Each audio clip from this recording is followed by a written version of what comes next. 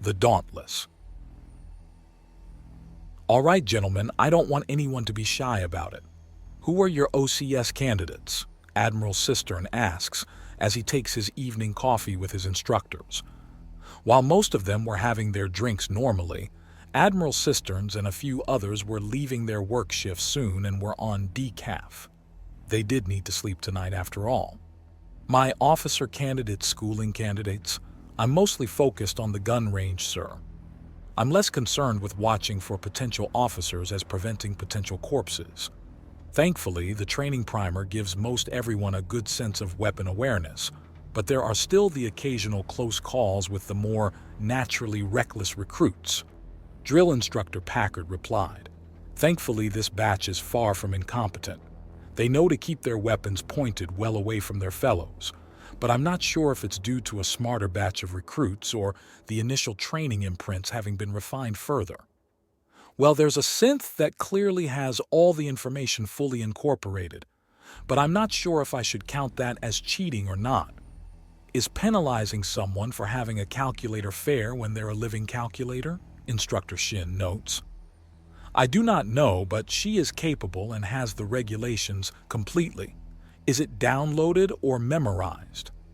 I think the difference is academic when it comes to synths, Admiral Cistern notes.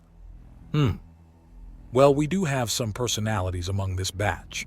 The slobe woman, Crystal Gellin, she's been making a point of getting a reaction out of everyone. Maybe.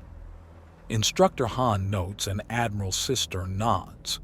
What kind of reactions? He presses. All sorts. She does jokes, she says crude things, she pushes, she helps. She's testing her fellow recruits. Someone like that can make a good commander, one that truly pushes their crew, but only if they understand the limits. Has she crossed any yet? Admiral Cistern asks, and Instructor Han shakes his head. Keep an eye on her. Anyone else? I may have spotted one myself, but I would like to hear if that name is used. Recruit Valiance, maybe? A very serious METAC with a tendency to pull others along with him. He's already trying to lead, but it's more forcing others along than properly commanding. He wants to be in charge, Instructor Moretti suggests. Recruit Davies, maybe. The man had some family squabbles today, and as he kept his communicator in record mode the entire time, as per regulation, I got a front row seat to him standing up to a massive amount of peer pressure and beratement with aplomb. The man is cool under pressure, and he has a good instinct for when to say nothing and when to speak firmly, Instructor Burl says. I see. Is there anyone else? Admiral Cistern asks. Personally, he feels a touch vindicated since his own judgment is proving correct. Not yet, sir. Good. Then I can begin drafting potential ship configurations with this information. After all, the captains will need to know who is to get additional officer training, and not just the crash courses we handed out to the EFL, but full, proper command courses. It took far too long to fix all the mistakes our rushing into that caused. Yes, and it's a minor miracle that nothing catastrophic happened due to their poor readiness for those situations, but it's one we're going to avoid repeating. Admiral Cistern notes before looking over his instructors again. Many of them are clearly exhausted. Their workload is immense and just growing larger. Time for some good news. You'll all be happy to note that the first class of instructor training has passed with flying colors earlier today on Zalwar. There were no failures, not even marginal passes. The lowest score was a 95%, and we had a 90% cutoff point. Your workloads are about to lessen considerably with a big injection of fresh blood. Your numbers will be doubling within the week. There's cheering around the room as all the men find a form of second wind at the heartening news. Any standouts among the fresh blood, sir? 2 incredibly hard-ass METAC twins, both male, and apparently they have a routine where they will switch uniform markers and give soldiers that make any mistakes as to who's who all the hell they can muster.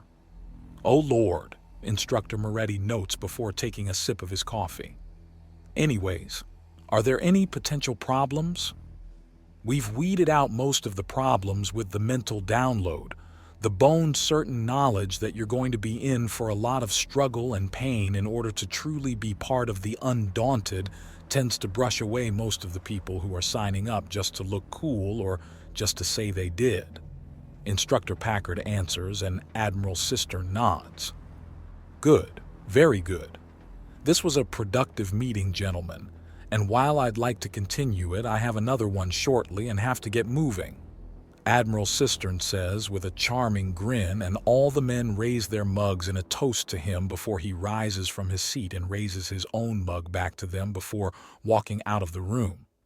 His measured but quick pace carries him through the ship in a hurry, and he soon finds himself being observed from a dozen different directions with nearly twice as many methods being used. The intelligence division is always a fun place to be. Top off your coffee, sir? No thank you, Mr. Jameson. I was hoping for the observations that you and yours have on our new recruits.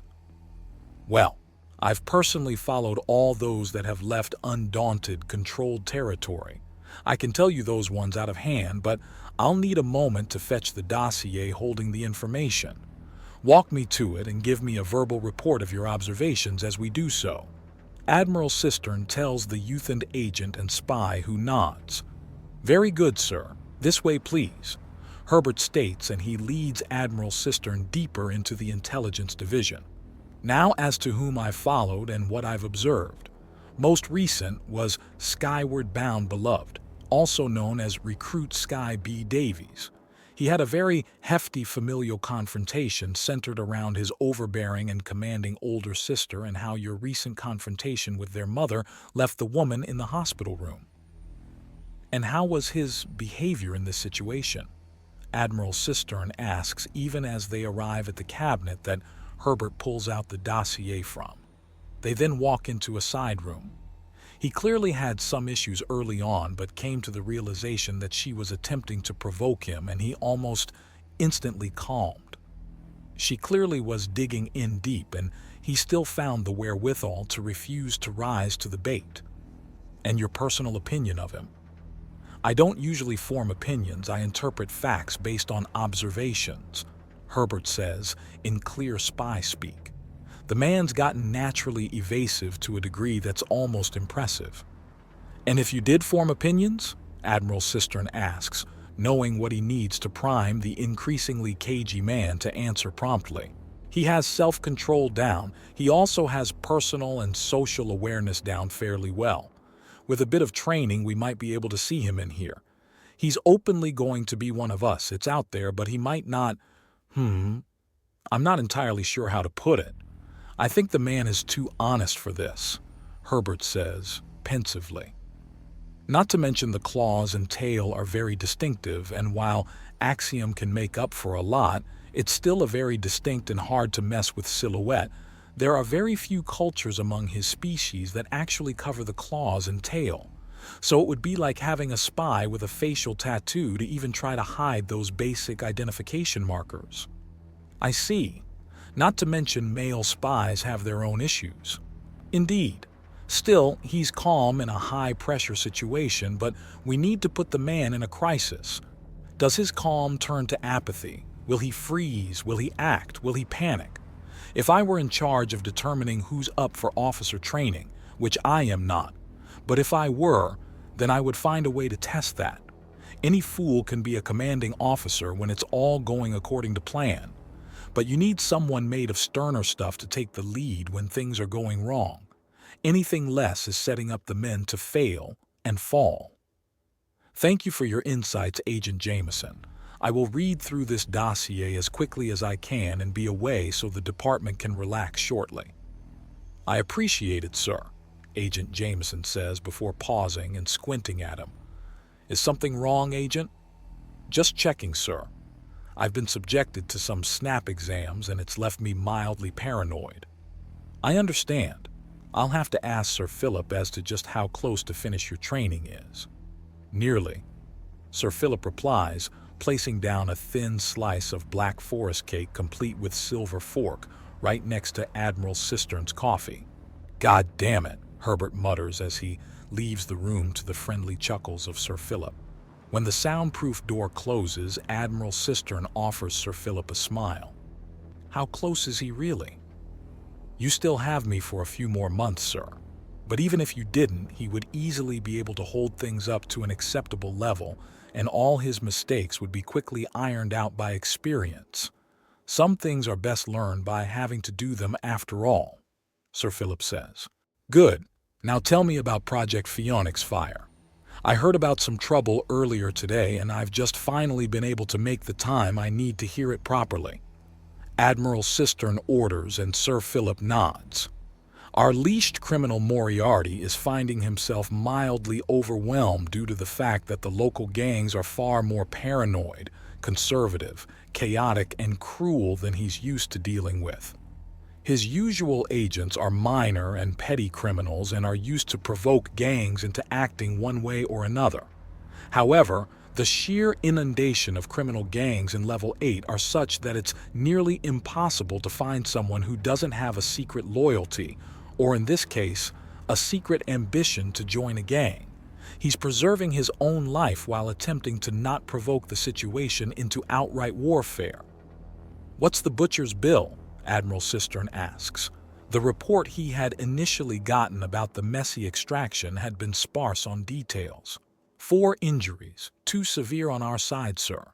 Healing comas can thankfully regenerate limbs.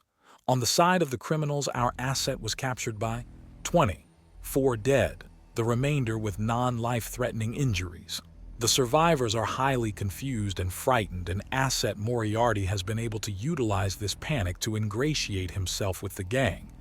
He's also used it to get a far better feel for the criminal enterprises there and promises swifter results shortly. Sir Philip explains, and Admiral Cistern sighs. I know better, but I had hoped that endless life, resources, and space would have cured most of society's ills. However, the terrible truth is that an overabundance of those things doesn't mean people don't want for it. It just means it's not valued any longer, leading to equal or perhaps even greater deprivation. It's the sad truth of things, sir. No alien is any more perfect or imperfect than a human. Therefore, they make mistakes, and the sheer amount of resources at their disposal merely means those mistakes are that much larger. I'm aware. How are the other levels doing? Level 1 of Ven Spire has had its recruitment and community outreach post vandalized 3 times in the past week. The youth programs on Level 2 are ignored to the point that there's only a small handful of people joining up. Level 3's new soup kitchens and homeless shelters are mildly successful, but we're struggling to screen out all the drugs. Level 4's rehabilitation clinic has endured attempted raids twice by drug-pushing organizations. Level 5's new Church of United Faiths has been firebombed. Level 6's care packages and donation convoys have been held up several times, and force was needed to keep the criminals off. Level 7's community assistants have endured no less than 6 attempted kidnappings. Level 8, Level 9's Community Watch organization is finding itself the target of precision gang violence, and Level 10's new gardens have already been torn up and replaced with drug crops. Sir Philip lists off grimly, and Admiral Cistern sighs. We're going to be in it for the long haul if we're going to make any kind of difference down there. Yes, sir, Sir Philip replies. Well then, let's get settled in for the long haul then.